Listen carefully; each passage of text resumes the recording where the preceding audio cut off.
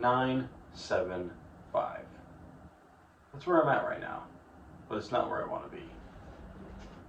You see, I set a goal by the end of the year to lift a total of 1,000 pounds across the 3 big lifts: bench press, squat, and deadlift.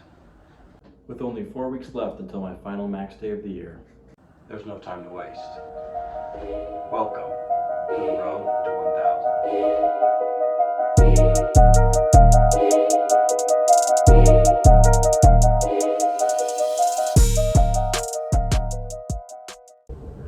Hey everybody, so it's been a while since my last Road to 1000 episode. So before I hop into the lifts for the last 2 weeks, let me kind of talk about what happened and why there's not going to be that many lifting clips and why it's taking so long to upload this video. So let's go back 2 weeks. I lifted on Monday and Tuesday and felt great. I had my rest day on Wednesday, and then I woke up Thursday morning and I just felt exhausted, like not a normal type of exhausted or tired where you kind of wake up sleepy and you're just kind of a little groggy throughout the day. No, I was exhausted. My limbs felt like they were 1,000 pounds. My head felt like it weighed 1,000 pounds. And I didn't know what was going on. I decided to take that day off of the gym because I felt terrible. And then I went to the gym on Friday. I felt a little better when I woke up on Friday, but I went to the gym, did my pause bench, and as I was doing the pause bench, I started to feel the same symptoms of heavy limbs, just tired, exhausted. So I did my pause benching, and then I left and I didn't finish the workout. Decided to take the rest of the week off. And I think what happened was I had a little bit of overtraining symptoms. Not necessarily because my training is too intense or I have too much volume, but there are other factors that can come into play when dealing with overtraining. And the biggest one is stress. I've had a lot going on in my life over the past month. The 2 big things are starting Stan's Fit and trying to create content, adding that workload on myself, and trying to grow this brand. The second one, which is bigger and a lot more stress, was I've been in the process of moving and selling my home, and that's been very stressful. And I think what happened was I just had all this stress kind of building up over a month, and then on that Thursday it just kind of all came to a point and my body was just kind of done. And it was interesting because mentally I was fine. Like, I wasn't burnt out mentally, but I could just tell my body just needed to rest. And I wanted to take this time to talk about this because I think it's super important to point out and to tell people to listen to their bodies, especially for natural lifters. Your body needs rest.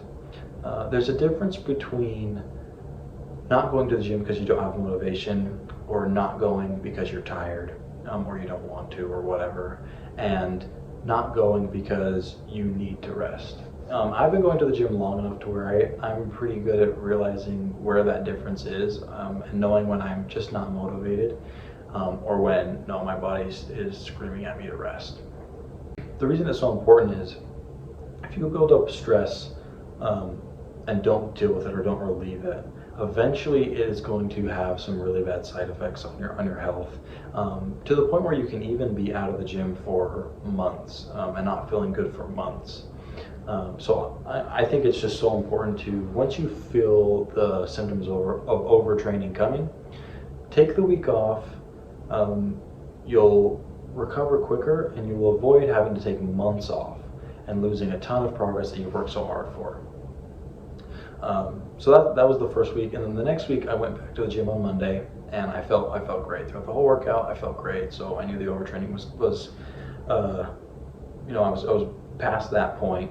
But then Tuesday and Wednesday of that week I was moving, so I actually dedicated the rest of the week to moving, unpacking boxes, helping my family, my wife especially, just get everything ready and settled. And so yeah, second week off. Partially also was thinking about the overtraining that happened the previous week and wanting to, again, kind of take it slow and make sure I was completely ready to go back. So yeah, that's what happened the last 2 weeks. With that being said, if you enjoy the video, please leave a like, comment, and subscribe. And let's get into the lifting clips. right, so starting off with the first bench set for this episode, we're back attempting 235 for 4. I remember these 2 weeks, my bench felt amazing. I did lift, a bench day did fall on the day where I did feel the best at the beginning of the week, and after taking a long rest, so that could have had a big effect. But yeah, I felt really good. Got 4 there. Hopping over to the second set. This just, like I said, I just felt good. I was a little surprised that I was able to get all 3 sets at 4 reps, because last attempt was not that great. I think I got 4, 2, and 3 or something like that. But yeah, it's still a grind, but it feels good. I got 4 up there. This is the third set. At this point, I was just like, I've already done 2 at 4. I can do 1 more. Third rep here. It's starting to get really heavy, and I remember this thinking, come on, you need 1 more to get 4. Come on, just don't. I really just prepared myself, and I pushed as hard as I could, and I got it up. So I was super happy with that. Moving on to squats, I was doing 285 for 6, and this was insane. I was slightly motivated by the guys behind me. As you can see, there's 2 guys by me squatting.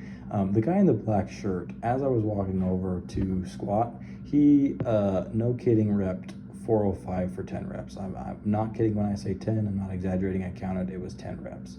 So I was like, okay, if he can do that, I can do 285 for 6. And this was tiring.